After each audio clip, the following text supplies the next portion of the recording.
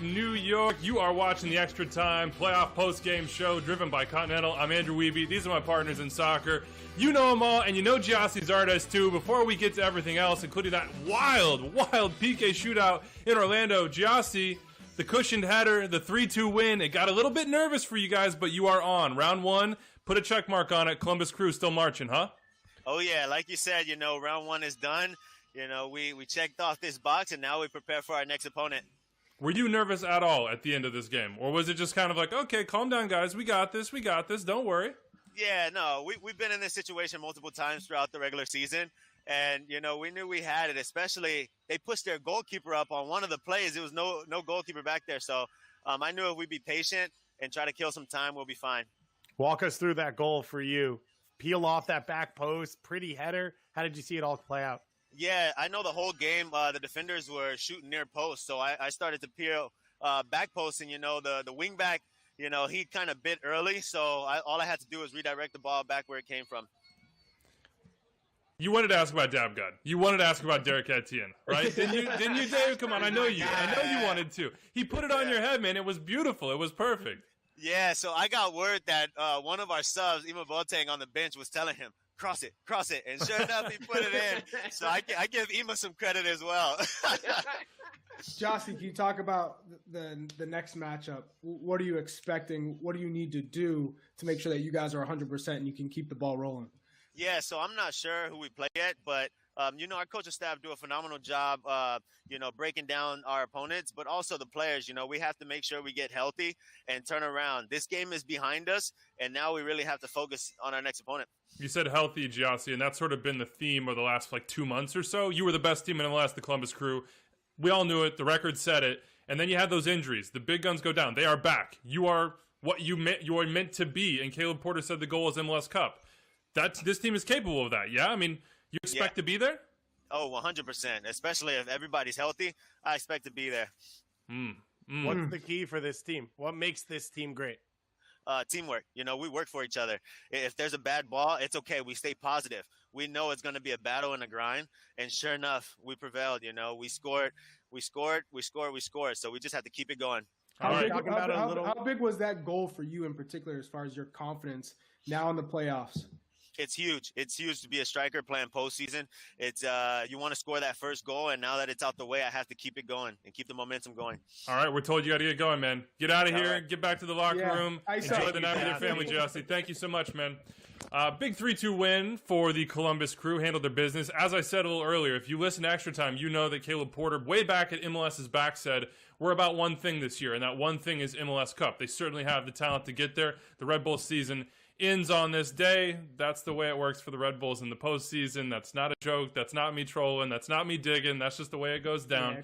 They will have to figure it out in the offseason. Gerhard Struber, his first game as manager was this one. We will dig into that matchup. We will celebrate that matchup. But first, if you will, producer Andres, give me the bracket, because we'd like to see where we stand right now. In the Eastern Conference, it's all set. You got Philadelphia, New England. Philadelphia will have to win to get that matchup against Orlando. They've moved on after today's PK shootout win. Rodrigo Schlegel, shout out to the legend. We'll have Benji Michel on this show in just a little bit. On the bottom side of the bracket, it is now Crew, and they will face either Toronto FC or Nashville. That game is on Tuesday. Over in the Western Conference, Sporting Kansas City, San Jose, Minnesota, Colorado, and then Portland, FC Dallas, Seattle, LAFC. We've got those Western Conference games apart from LAFC Seattle coming on Sunday, starting at 4 p.m. Eastern on FS1, going all the way through midnight. And of course, we will be there Extra Time for the postgame show, and the Audi 2020 MLS Cup Playoffs pregame show will lead you in. Okay, that's a mouthful. I've done it all. The promotions are over. Let's do it. Let's talk about Orlando, NYCFC. It started with a bang. I was like, hell yeah, this is going to be incredible. I got that midday MLS. It's just going to make me tear my hair out, which I would never do because the comment section loves it. Oh, gosh. I'm just messing with you guys. And then we got the PKs. It took a while. As he plays these highlights, and I'm sure they'll come soon, Charlie, as a former player, what were you thinking? Well, as soon as Maxi Morales stepped up and missed, I knew it was over for New York City FC. But then things got a little interesting, to say the least, when Galese, who's been phenomenal for Orlando City, is sent off with his second yellow for encroachment. How many inches? Can I ask you guys, how many inches is he off the line there? I want to say 3? No more than 2. I would give it 2. I mean, that angle from behind is perfect, and that's where the VAR comes in. And look, we argued about this, but this is the right call. MLS is on the 2019-20 IFAB rules, and within those rules, if you encroach as the goalkeeper and make that save, you get a yellow card. He already had one for time wasting. And oh my God, Mike McGee, Eddie Gavin, Rodrigo Schlegel. I mean, the legend continues. And then the flex from Benji. All right, so but this game had multiple games, right? There was the early goals, great. Then NYCFC dominates. Galese is phenomenal, great. Then Huang gets a red card. That's a whole new soccer game. Then you go into PKs, and Maxi misses, and that's the whole game. And then Galese makes the save, and that's the game. And from that moment on, it took 25 more minutes for this game to end. Why? Because MLS is amazing, Charlie, and I can barely breathe right now, and I'm about to curl up in a ball and fall asleep. I don't have the emotions to handle something like this. So this was a big mix-up, and Doyle, you and I were talking, and we were like, okay, what were the most insane moments in MLS postseasons past? And like, this was a cauldron of all those mixed up together. This was Portland Timbers not knowing the score. I mean, Orlando City celebrated a win before they had won because nobody knew that it was still 5-5. And then he's off, and nobody understands why. And they try to sub Brian Rowe, and nobody knows why he can't come on except for Alan Chapman, who's going back and forth saying... No, Alan Chapman didn't know either. Yeah, I don't think he did. He came to the conclusion eventually. Charlie's giving 0 quarter on this, so don't even try. No, I am so over it. When you have Brian Rowe coming in and getting walked onto the pitch with Alan Chapman, and all of a sudden he's like, oh, wait, no, you can't do it. Brings him back, has that discussion. Then we're going to walk him again back to the goal. And then it was, oh, you can't. Okay, Schlegel, you're in. So for me, it comes down to knowing the rules. He didn't know the rules. People were all kind of jumbled up in the commotion and the excitement. It's playoffs. Yeah, you want everyone to be happy, but get on with the game. Know the rules. That's what I'm frustrated. 2 inches right there. You could see that Alan Chapman didn't take any pleasure in sending him off. Here comes Brian Rowe. But the thing we haven't talked about even is that after this save happened, literally the moment it happened, it looked like it was raining there, and I was like, does Oscar Pareja just want to get out of the rain? He literally sprinted down the tunnel. He sprinted down the tunnel to reportedly comfort Huan, and then he had to come back to watch this. Is that the most awkward, awesome PK save of all time? Yeah. Like, God. Did you see the first attempted save when he goes in? It was horrible. I thought, okay. Charlie, you might as well play with nothing there. Just put it was what there. I do. It's exactly. I'm in goal one time. I'll pretend to jump one way, and it'll definitely fake them out. And then you're like, oh, right, Tati Castellanos is the guy on the other side who plays for the Argentine youth national team, and he's pretty good at this. It was literally take a fan out of the stands, put him in the goal. That's what it looked like. 50% save percentage on penalty. he got his hand on the other one. The one that was scored, he got his hand on it. He almost had it. Where does this rank in MLS history for you, Doyle? Give us the historian's perspective. Just in the last 10 years, right? There's the one with Seattle versus Portland where Portland didn't realize away goals were not applicable in extra time. That one went to penalties. Portland eventually won. There was the wrongly painted lines in Montreal Toronto, which was part of that 5-3 series. Yeah, it was insane. I think it was 2016. 2016. Yeah. And then there was the snow game, the they can't hold us back game, DC versus the Red Bulls, where it didn't go to a penalty shootout, but there was a Kenny Cooper successfully converted penalty that Roy Miller encroached on and Thierry Henry encroached on. So they had to retake it. Joe Willis saved it, and then 10-man DC go back in the other direction and get the game winner. And Bill Hamid is running around in the tunnels underneath Red Bull Arena. So I think this was crazier than that. Yeah, this is absolutely crazy. I think this was crazy. And by the way, that's like the payoff. The previous part of that game was that they couldn't even play the game because they couldn't get the snow off the field during Hurricane Sandy. Here are some quotes. just to sum don't this worry, whole thing we up. have the force majeure global pandemic to equal the hurricane. Yes, and by the way, we do have Benji Michel, which we'll run in just a second, as soon as we sort of like empty our tanks on this. Oscar Pareja on Rodrigo Schlegel, quote, "We just gave him the gloves and prayed." I mean, what a quote that is. That's incredible. Yeah, also, Oscar Pareja on the late drama, if he would have lost, he would not have said this, but quote, "At the end, I've never seen it before. This is the beauty of the game. We're humans and full of emotions and mistakes and good things and all of that." And to Abner's point, who added in, on top of all of this, Nani could have scored a penalty kick to just win it. What a Wouldn't have save. mattered. What a save. Sean Sean Johnson looked like a lost keeper up until that point. I thought, you might as well put in anybody. Man, Charlie's just not going to play with Charlie's not here for. I love it. Hey, you see Galese, and he looks like a real keeper. The way he moves off the line. I mean, well, I mean, yes, moving off the line isn't so good in the penalty shootout, Charlie. Just one was encroachment. The other one was not. And either way, what a brilliant save by Sean Johnson. I thought, wow, okay. And as soon as it got into extra time of the PKs, and you're like, oh, they get into the extra shooters, and it was perfect. Pereira runs into the tunnel, runs to Juan, and celebrates the locker room. By the way, what a coach! Yeah. By the way, he runs to Juan, who had completely lost his mind, and probably, if things are normal and NYCFC doesn't completely waste their man advantage, would have cost his team their first ever playoff game, a game in which they led because he got wound up and kicked a dude in the groin after he basically headhunted Anton Tinnerholm. Yeah, respect to Pereira, though, because he's supporting his teammate, his players, and he also felt that, man, you know what? He's a good player. He's a good person. People make mistakes. He lashed out, and he got caught for it, and he almost jeopardized. And he didn't go all the way in. It was. Oh, Charlie! Now you're going half measure. All the way in. I've seen the man in the jewels. Oh, Come no. on, Charlie. You guys are overreacting here. Now, no, Charlie. This is overreacting. This is overreacting. That's called embarrassment. That's a shame.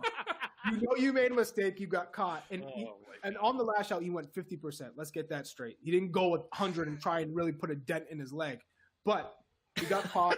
He tried to fake it with the injury, and then Hold on. We haven't even talked about. If he did that to you, you would still be on the ground. You would be milking. I never said I wouldn't. I never said I wouldn't. So in this podcast, or I guess this is a video cast right now, who goes to Charlie as he's laying on the ground and massages him a la Nanny?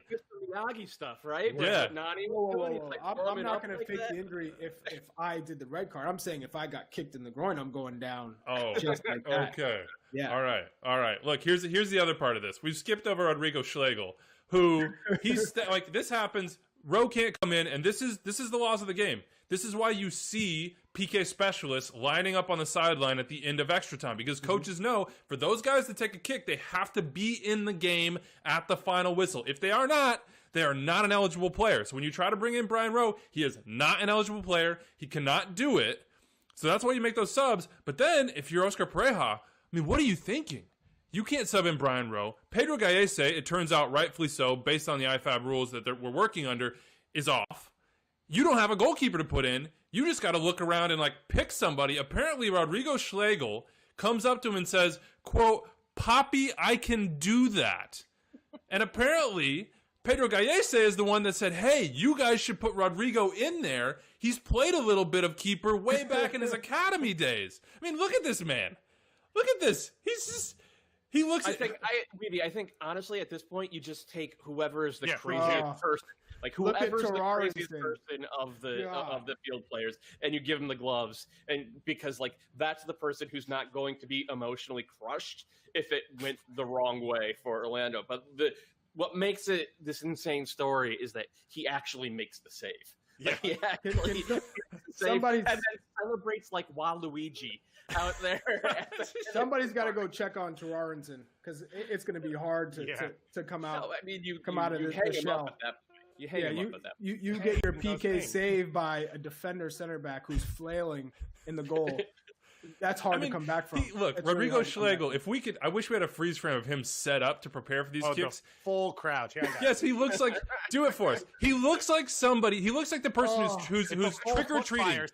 Who's trick-or-treating as Spider-Man, like the little kid, and you're like, hey, be Spider-Man. And he's like, oh, is this Spider? That's what he looks like. He looks like somebody trying to imitate Spider-Man. Should we play this Benji Michel interview? Yeah. Should we? Because we talked to him after all this. It invokes the emotions of what occurred, which is chaos. Producing honors. Do the honors. Roll it. It's an AT&T 5G call to the field. It's Benji Michel. Benji, flex on him. Flex on him, baby. Whoa. He's been at the gym. Whoa. I mean, mind blown. Mind blown, man. Just. What are you feeling? What did you go through? How do you put that into words? Honestly, this game was just words can't even describe this game. But hey, at the end of the day, dubs only. They don't want to see us winning, but hey, we got the dub. We got the job done. Come on, man. The PKs. Take us into that's like a mental the part journey. When you ran the full field to celebrate and then turned around and you see Alan Chapman calling it back. So, take us there. We all thought the game was over. We were all celebrating like the game was over. And then I saw the players going over to us saying this one more. I'm like, okay, like damn. It's either I'm taking it or my teammate's taking it because there's two left. And I'm like Wait, take us to the first time you guys thought you won. When Galese makes that save. Did you all think that we all thought it was over? I was like, okay, like like hearts pumping, guys, everyone running on the field. We all thought game was over, and then they called it back. I'm like, wait, what's going on? Like this cannot be happening right now. I mean, look, Oscar was down the tunnel, man. He was gone. He sprinted down the tunnel. He was gone. We all thought game was finished. Even the fans, I saw them leaving the stadium already. And you didn't know that you were going to take the game-deciding penalty? I did not know. How did you find out? Who told you? Did you raise your hand? How did that go down? Well, so it was either me or my teammate Kamal Miller, and I knew that I was before him. But like I thought the game was over, so I'm like, damn, I'm actually gonna take this. When was the last time you took a penalty? In college, 3 years ago. Nice. Yeah, I like that. Hey, step up. You're ready for it. Ice in my veins. I've been preparing for moments like this. Yes. I've been preparing for moments like this in training, so I was ready. You're telling me there was zero nervousness after that entire PK situation with the fact that Orlando City has never won a playoff, even been in the playoff games. You weren't nervous at all, not a bit. What? I was extremely nervous. My heart was beating, but I knew I was just nervous because like everyone was. I don't know. It's just so much to describe. All right. It's just so much to describe. You bang it home. You win. You get in the locker room. What is said? What does Oscar say? What is Nani saying? What's going on? Honestly, nothing was just said. We were just celebrating. I don't think we even listened to what others had to say. We were just celebrating because we were just so happy because first playoff game in history and first win at home. So it was like, wow. So you said you've been preparing for this. You're in training. Have you seen Rodrigo Schlegel go in goal? Have you shot against him? Did you know he could make this save? Honestly, that was just like insane. Like, what are the odds? Like, what are the odds that would happen? And he stepped up. He was ready for it. Like when he called his name, when he said he wanted it, I was like, wait, what is this guy doing? Like we have another keeper, but so we have another keeper. But then they said we couldn't sub out another keeper. I don't know what these rules. apparently, Alan Chapman. Yeah, you're not the only one. Yeah. Well, look, Benji, I looked it up. It's 1920 IFAB. He got the yellow card and the red card right.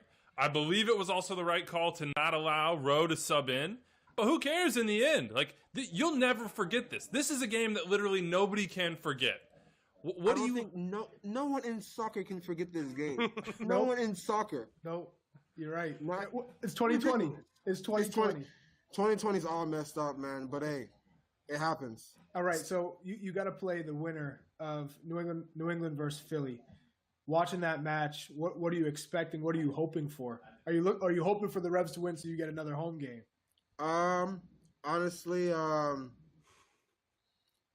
obviously, yes, we want another home game. That's what we really want. But at the end of the day, like, it doesn't matter who we play. We'll still collectively study both teams to, we played Philly already, and we played New England a couple of times last year. So, like, we're ready. Whoever we play, we're ready. Ultimately, we want a home game, and we want the Revs to win because our next game will be at home.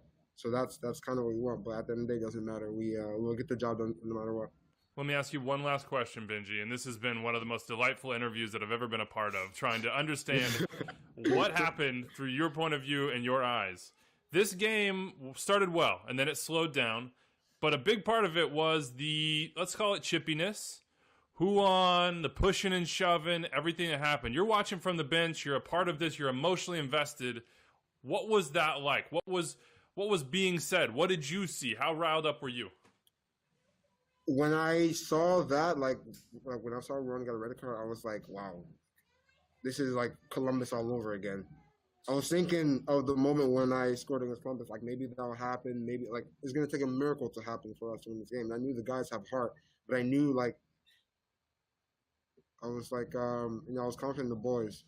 I was like, yeah, we're definitely going to win this game. It's just that one miracle is going to happen. And all this with the Revs and the callbacks and taking the keeper away, it's like, yo, like what? And that was the miracle. All right, this is it, man. What do you do tonight? How do you come down from this? Like, what can you do? What do you do? Do you just go home and like sit up until 4 a.m. just shaking your head? What do you do? Honestly, I don't think I'll be able to sleep tonight. You just jump in a cold bath. Just jump in a cold bath. Settle yourself down. Oh, I don't like ice bath at all. I do not like ice baths. Yeah, it took me about 10 years to get used to it. So. Oh, I'm still not used to it. I've been playing soccer. I'm still not used to it. Benji, I got to close you out on this though. You made me look good today because I voted for you as our award winner as the Super Sub of the Year. You came in, you changed the game, you won it on a PK. Thank you, because you made me look like I'm a Nostradamus. Oh, thank you, David. Thank you. If he was smart, it would be Gostradamus. Benji, congratulations, man. Thanks for reliving that with us. Enjoy your night. Try to get some sleep. And I'm sure we'll be seeing and talking to you guys very, very soon as you play whoever between the Revs and the Union Men. Yes, thank you so much, guys. Rest up. On this night. It has to feel absolutely wonderful. In your first playoff game, through all the drama, through the telenovela that was that match, to come out on the other side and think, you know what, maybe we'll have another home game. Maybe we'll do this again. Maybe we'll have to go to Philadelphia, TBD. This is the second time this week we've interviewed a young Orlando City player, and they're so honest and so earnest. Like, DK was like, yeah, this is who I am. And then Benji, you're like, oh, so you weren't nervous? He's like, bro, I was so nervous. And I'm like, he had to know that he was next, right? He basically said that he knew. It's almost like he doesn't want it to be true. You know, he's like, I hope it wasn't me, but then he goes up and bangs it, so who cares? We've done so much on the PK Shootout. We will continue to do so. I'm sure we'll revisit it on the show after tomorrow night, because that will also, by the way, be our podcast for Monday. So we'll try to get to that as soon as possible. If you're enjoying this right now, go subscribe wherever you listen to podcasts, to Extratime, driven by Continental. We're also on YouTube every single week. We're going to be here doing the post-game shows after action every single night of the Audi 2020 MLS Cup playoffs all the way to the conference finals. And then you'll still have a post-game show because it'll be the Audi version. So we're having so much fun. I know this feels great for me to talk about playoff soccer, but let's talk about the game a little bit. We've gone in on the PK side of things, kicks from the mark, as the rule book would call it. Doyle, what'd you make of this game of soccer from both sides? Two separate halves. The first half, NYCFC looked like NYCFC have looked for the past really 6 weeks since Maxi Morales got back healthy and Alex Ring went back into central midfield. Now, granted, it didn't start off great for NYCFC, and this was a bit of good build-up play, and then not the wisest way to defend across from Anton Tinnerholm. But NYCFC came right back into it, and they were so smooth on the ball, and they were stationing both their fullbacks, Tinnerholm on one side and Monterita on the other side, so high that they were stretching Orlando City out completely. And then that gave that central midfield trio plenty of room to get on the ball and knock it around. And it was just a spectacular half from Gaese that kept it 1-1. This could have been 3-1 or 4-1 going into halftime. NYCFC were that good, and so was Gaese. And then the second half of the game, it just turned into blood sport. It was, guys kicking each other in the junk and shoulders to the head, and like late tackles a little bit high. It was the second half was it felt like old school playoff soccer with stuff like this, and I mean it kind of set the tone for what we eventually had with the chaos in the look at shootout. that. Look at that. I love that Charlie, there. tell me what happens here from a player's point of view. Why is everybody so jacked up? Why is Castellanos here? Like, why are they? I mean, he just said something to him. That happens all the time, no? Well, it's a young player like Castellanos who's really unproven. Talking to Nani, who's this all-pro, has played in the game for so long, has played at the highest levels, playing World Cups and Champions League, and all of a sudden you have this young kid telling you to get up and like stop faking or whining. That just lights a fire under anybody. And I've seen it happen at least 4 or 5 times in my career when this young kid comes around, talks trash to like a vet, a seasoned pro, and then all of a sudden you see them, they turn on, and it lights a fire under it. And you could see Nani changed from that moment on. He took his whole game up another level. And so it just happens. It's part of the game. And for Castellanos, he's looking at it like, I'm going to try and get under his skin. I'm going to say, hey, get up and see. And it worked against him because Nani, now you woke up a beast. You woke up somebody who needed a little bit of motivation. Charlie, Nani barely got on the ball the second half and missed his penalty. All you could say is he missed a stunk after this. He missed a pen, sure, but people miss pens all the time. If I'm Castellanos, I do that to Nani every single time these two teams meet in the future. Can I ask this question? If I'm any player, I do it. We're going to talk Orlando a lot over the next few weeks, but for NYCFC, does this connect to anything else that's happened? AKA, I don't know that this team's really scored an open field goal in playoff history. They've never been to an Open Cup semifinal. They've never. We don't know what's going to happen this year in CCL. Are you worried? Is this a stain on the club? Is this an issue? Is this something that's connected to the past and worry about for the future? I think it all has to connect, but what I'd be worried about in this game is that you had a man advantage and you weren't able to take advantage of that really in any way. Like, Pedro Gaese was incredible in the first half, but he wasn't happy to make as many of the... What was that? I was just like, is somebody getting hurt behind me? Somebody's wrestling. Yeah, I don't know. I guess he's an NYCFC fan. He was just like, frustrated with the finishing. Yeah. Anyway, like, I thought it was Antonio Carlos and like Urso and those guys who really got up in that moment. And from then on, Orlando City in the big moments, the 1v1s, the duels, the times of taking control of the game, they were the ones that won those. It just felt to me like they wanted it more, and they put on their black hat a little bit and said, we'll be villains. We don't care. Be aggressive. We'll be villains. We'll be physical. We will knock you up. New York City FC has to be aggressive. Change your tactics. So for me, it's Ronnie Dyla. That's who this falls on, because you have to tell your guys, we're up a man. We're changing the way we play. We're going to do this. I'm going to move some guys. You didn't see that. And Orlando felt comfortable. Even though they were down a man, they weren't really threatened. They weren't under the gun. It wasn't like they were on their heels. And it comes back to Antonio Carlos, what a player he is for this team. A fantastic center back. Just he intercepts. He reads the game so well. He's strong in the tackle, but he's also good on the ball. He's patient. So I think when you look at a confident center back in the league, how it changes a team, he's up there. Robin Jansen also is not afraid to knock heads. We can just say that. That dude, like, he puts himself in on some challenges that are it's collision time. Robin Jansen is ready to beat the Mighty Ducks. Let me just give you my 2 cents on NYCFC. It did almost feel like the end of an era in a way, like the from 2016 when they took over, when Patrick Vieira took over, to now. They have been one of the better teams in the league, no matter who the coach is. And now under Patrick Vieira and Dome Torrent and Ronnie Dyla, they have found ways to often play really well in the playoffs and still manage to knock themselves out, essentially, of the playoffs. And I do wonder, Maxi Morales is going to be 35 next year. Eber, you wonder if he's going to be back. Is Castellanos the type of forward who could lead the line for an elite team? I don't think so.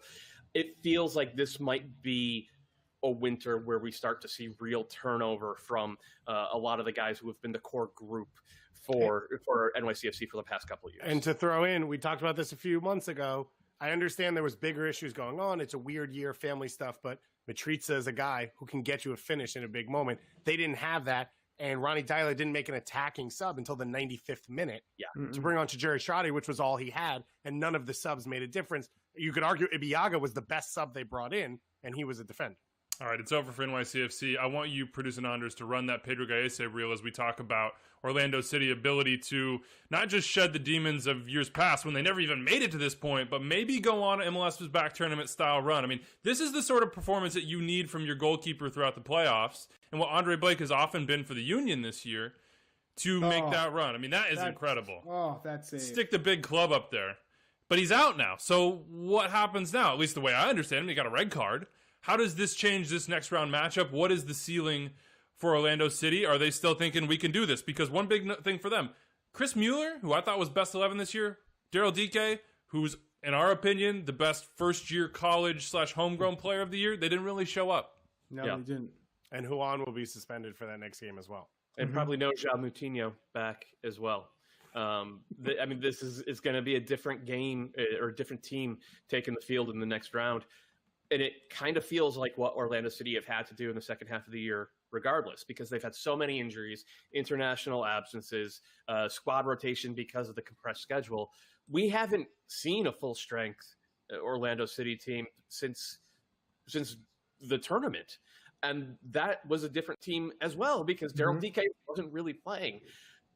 But this is an Oscar Pareja team. Like we love when Oscar Pareja teams get on the ball and can knock it around, but Oscar Pareja teams can also be super duper pragmatic and just completely fine dropping as many men behind the ball as they need to and just getting out and hitting on the break.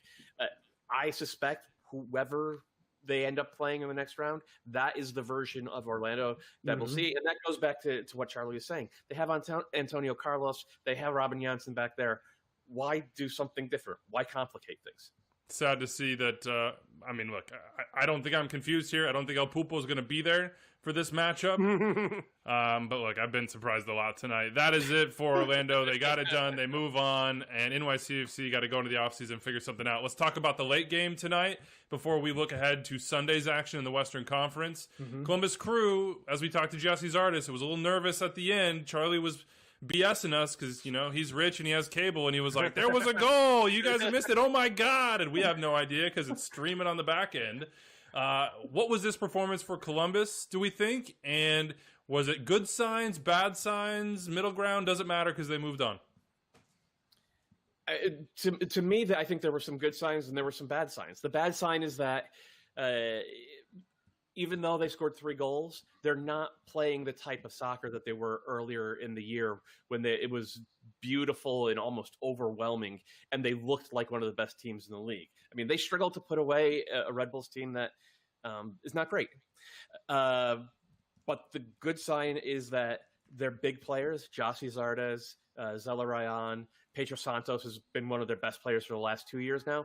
They all showed up. And if your best players play well in the playoffs, then you can go pretty far in the playoffs. I also think when they were playing that flowing soccer, it felt like if they didn't play that way, they couldn't win. So this was another sign to me that they have more than one way to win a game. They believe in themselves in games. And we knew what the Red Bulls were going to do. They were going to come and try and make the game difficult. They get the early goal with a little bit of pressure, a little bit of scrappy play, Caden Clark. Shout out to the 17-year-old. But there was a lot of moments there for Columbus to just fall apart. And I think they came back. They got the PK. Pedro Santos was good. Zardes gets the finish on really one of 2 open looks on goal, which is good efficiency for him. So I think there was moments. This wasn't the Crew team that we saw that we thought is the best team in the league. But there are things they did in this game where you could say they can continue to push in the playoffs.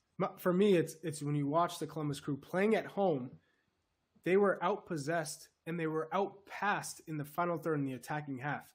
That's alarming to me. It's not so much, things didn't look as clean as they normally are because finally Zella Rayan and Nagbe are fit and they got their minutes just before the playoffs started. So they had, match fitness going into the 2-week break before this match. You thought they're going to be fine, but they were outplayed for large parts of the game. It wasn't like they blew them out of the water and Red Bulls got lucky. Red Bulls had opportunities, they had chances, and Red Bulls are not good when they play against TFC, and if TFC's in the next round, if they play against Philadelphia, or if New England shock Philadelphia, didn't the Red Bulls beat TFC on decision day? They're not going to be good. That's not good enough to win to get to MLS Cup. If the way they played today, that is not good enough to get to MLS Cup. I don't disagree. I don't disagree with that. And actually, Anders, let's run the clip just of the first Red Bulls goal, and then we'll get the goal. And you can see right here, this is Darlington Nagbe and Caden Clark spot shadowed. Darlington Nagbe just ball watches right there and leaves Caden Clark all of this room for a one-touch finish in the box. You can't do that if you're a defensive midfielder. And Nagbe, I mean, he missed a bunch of time, but he has not looked like the same guy since he has come back. And this is what the Red Bulls do. They flood the box with numbers, and they make it difficult for you so that if you do make a mistake with a clearance or you do get caught ball watching, then they're on the scene to put the ball in the back of the net. But this is what Columbus did. This is a goal straight out of the Red Bulls book. Long ball off the free kick, take a shot if you're in zone 14, and then look at the numbers they get into the box, and they just force the Red Bulls to scramble, and it ends up being almost a carbon copy of that same goal. This time it's Sean Davis ball watching, and it's Nagbe on his toes. So that speaks to what David was saying, right? We back in July, we thought the only way Columbus could win is if they get on the ball and they have 60% possession and they knock it around and they pull you apart and they score these beautiful goals. Well, today they couldn't do that. The Red Bulls really don't allow anybody to do that, but they still found a way by just saying, okay, we're going to do the basic things. We're going to get numbers into the box. We're going to get the ball onto the foot of our best players, and we're going to rely on them, or onto the head of our best players in Jossie's case, and we're going to rely upon them to win the game. And I do think it says something for the mentality of this team and the flexibility of this team and the maturity of this team that they were able to do that, even in spite of the fact that they went down a goal early. And then, as Charlie said, spent a long time in this game not being the better team. We shall see. They have a test coming. It'll be either Nashville, who of course won in the play-in round against Montreal, looked really good doing it. Their DP's showing up, and that's what they need to make a long run. And then Toronto FC. We know what they do come playoff time. We know how deep and talented they are. Maybe Josie's back. Maybe he's with Io. We will find out on Tuesday. 3 games on Tuesday. You got Seattle LAFC, which should be a classic, though it is... let's just say, in a little bit of disarray because there are a lot of players on LAFC side that are not medically cleared to play in this case after going on international duty. Match winner. Let's go. Give me the 16 and 17-year-olds getting the goals, man. Play your kids. That's absolutely our brand. Charlie, also, wait. I'm going to jump in. Charlie, do you start Josie in that game if you're Greg Vanney, or do you bring him off the bench for 30, 35 minutes? I don't start Josie in this game. Yeah? I don't start Josie in this game. He's just getting back. Let him build in. You got to. You can't play him from the start because then he can't give you 90. So he's got to come off. I'm gonna go with Io alone up top. I'd play with him solo and Pozuelo underneath like we've seen, and just let him run ragged because you know how Nashville play. They're just gonna be resilient, stay back. We know how they play, and it's effective. It's effective. I've already said it's not pretty, but it's effective. And they know what their strengths are. They go about it, and Leal, if they have players like Leal who's going to step up, and Dax showing his speed and his pace in his 30s, if you have moments like that, you're gonna continue to win games. And it starts from the back. Defense wins championships, and that's what they firmly believe. All right, on Sunday nights, Sunday night show, we will dig into those a lot more because those are Tuesday's games. Mm-hmm. And Sunday night's show right here after the matches in the Western Conference, after Portland, Dallas at 10 p.m. Eastern, that one's on ESPN. I can't wait. Will be our podcast, essentially. Again, if you're just tuning in or you don't know about Extratime or you're having fun watching/listening, wherever you listen to podcasts, go subscribe. If you want to watch on YouTube, we're there doing this as well. So you can see Charlie throwing up the hands or all of us trying to stick our fingers up and say, no, it's my turn. I want to talk. Yeah, exactly. Let me just real quick, one more. Yeah. We're going to hit tomorrow's games quickly. Starts at 4 p.m. Eastern. The Audi 2020 MLS Cup Playoffs pregame show will be half an hour before that, so 3:30 p.m. Eastern on all the MLS channels, YouTube, Facebook, Twitter, site, and app. Sporting Kansas City, San Jose start us off on FS1. Then you have Minnesota, Colorado on ESPN at 7:30. 10 p.m. you have Portland, FC Dallas. So it's a wonderful day of playoff soccer. It's been an incredible 2 days so far. Every year we look forward to this, and then you wonder if it'll live up. my God, it's living up to it so far. So keep delivering. What do we think about Sporting Kansas City, San Jose? Who wants to tackle that one? What is sort of percolating in your mind right now, Doyle? Why don't you take it? Because you're a homer. I will say this. I have no actual tactical analysis for this one. I will just say the playoffs have been chaos thus far, and San Jose are the team of chaos, and nothing would be more chaotic than the 8 seed beating the 1 seed in the West. So, great. Look, you call me a homer, but there is an opening for Mateus Almeida and the Quakes here, and that opening is Alan Pulido's absence. Now, I think the issue for San Jose are that the gaps that they leave open are gaps that players like Gerso and like Johnny Russell and like Kyrie Shelton and Hurtado sometimes, in just his directness to push their backline back if he either gets the starts to come off the bench. Those are players that can open this team up, and once San Jose gets opened up, it all comes pouring out. It all just comes pouring out. So but that's the chaos that we want in the 2020 playoffs. Exactly. I know, it's beautiful. I think the San Jose Earthquakes are the Alan Chapman of teams right now. That's what we're looking for. What you're saying is it can be a little bit confusing, but in the end, the decisions might be right. Huh? Yeah, for sure, but it'll definitely take a long way to 25 get minutes. there. Yeah. All right, Minnesota, Colorado. Who wants that one? I don't see any Minnesota, Colorado homers in this. That's for sure. I'll be a homer. I pick Colorado in this one, and I still like what they can do in this game. My understanding is Diego Rubio will be available to start after what has been a chaotic 2 weeks for him, which I think is big for Colorado. That's the one position that they don't really have a fill-in for. He's not a pure 9, but he drops off. He's got a herky-jerky game. He creates openings. He creates lanes for those wingers or Acosta or Bassett to come into and create opportunities. So for Colorado, I think they go on the road. Minnesota's not a team that's super comfortable dominating the ball. So I think Colorado can really choose, how do they want to play this game? Do they want to sit deep or do they want to set out? We don't expect to see Jan Gregus, Kai Kamara as well, not available. So for Minnesota, everything's really going to revolve around Molino and Reynoso. And I think Colorado has enough to close them down, especially with Jack Price in defensive midfield, and then create opportunities on the break and get enough. And you add set pieces on top of all of that. No respect for Adrian Heath and That's what I'm saying. Do we not give Minnesota enough? Because look, part of this show has been and probably will be some of the joking about Adrian Heath. What was us in the media? We are always the underdogs. But if you go back and look with Reynoso in the lineup, I want to say that it's just one loss in the starting lineup. I want to say it's results otherwise. And they're ultimately at home. I know we have a soft spot in our heart for the Colorado Rapids because of what they went through, because they do play the kids, also because of all Minnesota these different things. Is missing every center forward. Roman Mentenaer. Ekapar obviously hasn't played all year, but it sounds like they're missing even more center backs. Jan Gregus, who's been maybe the second most important player on this team. We don't know if Hassani Dotson's healthy, so it might be Marlon Hairston starting in central midfield. Exactly, Cam. That's what I'm talking about. Thank you. Cameron, what are we doing, buddy? So it's fair to say Minnesota has a chance. Yeah, and the thing is, he's saying, look, they haven't lost since Reynoso played, but who have they played? They're not playing Seattle. They're not playing Portland. They're not playing, the teams that are the best in Major League Soccer right now. They beat FC Dallas at home on decision day.